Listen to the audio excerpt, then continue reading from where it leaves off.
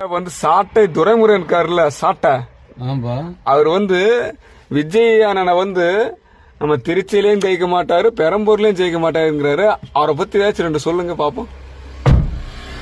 அந்த ஆளை பத்தி பேசுறது வேற பொழப்பு பார்த்தாலும் நமக்கு ஏதாவது கஞ்சியாவது கிடைக்கும். 3 நேரம் பீ திம்பம் போல அந்த ஆளு என்ன இன்னைக்கு விடிய நைட்டு கூட தூங்கும் போது கூட விஜய் விஜய் விஜய் விஜய்னே இருப்பான்னு தெரியல. என்ன ஏதோ பகை சொந்த பகை ஏதோ அந்த ஆளுக்கு இருக்குன்னு நினைக்கிறேன்.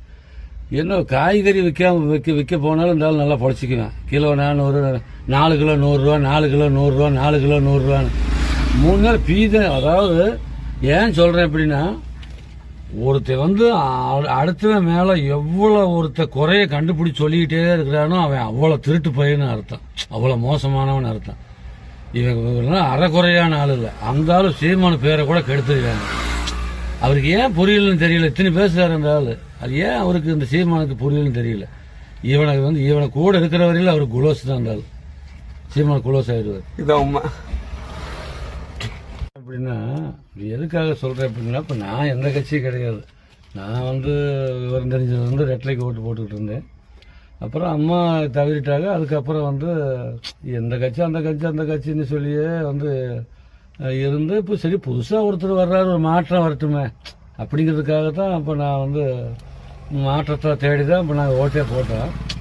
கட்சி ஒரு பக்கம் இருக்கட்டும், பெரிய பெரிய என்னென்னமோ நடக்குது. அந்த கட்சி இந்த கட்சி வாழ்ந்துகிட்டு இருக்கிற கட்சி வாழ போகிற கட்சி என்னென்னமோ நடக்குது. எல்லாத்தையும் பேசிட்டுறாங்க. எவ்வளோ பெரிய ஆளாக இருந்தாலும் நல்லா பேசுவார் சீமான்னு ஒரு தடவை நாங்களே 10-20 ஓட்டு அண்ணன் தம்பி போட்டோம் மருமக்களோட.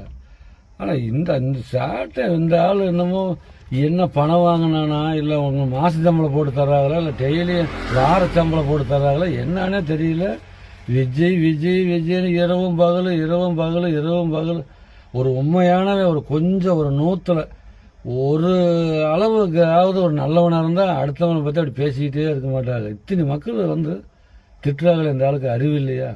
சின்ன பொம்பளை பிள்ளைய, பெரியவங்க, நடுத்தரவங்க, வயசு பசங்க இப்படி பேசுறாங்க. கொஞ்சம் கூட அறிவு வேணாம், கொஞ்சம் கூட சொரணை வேணாம். என்ன விடிஞ்சா இரவும் பகல் விஜய் வரமாட்டேன் விஜய் இவனுக்கு நடக்கிறது போற அடுத்தவனை போய் சொல்லிட்டு இருக்கிறேன். இவங்களுக்கு நடக்கிறது போற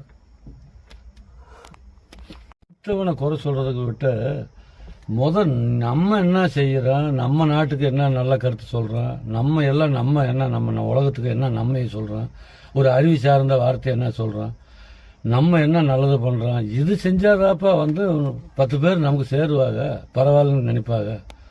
அதை விட்டு போட்டு சல்லித்தனமா பேசிக்கிட்டே இருக்கிற, சல்லித்தனமா நையன்னு என்னமோ தேவாங்கி கத்துன மாதிரி.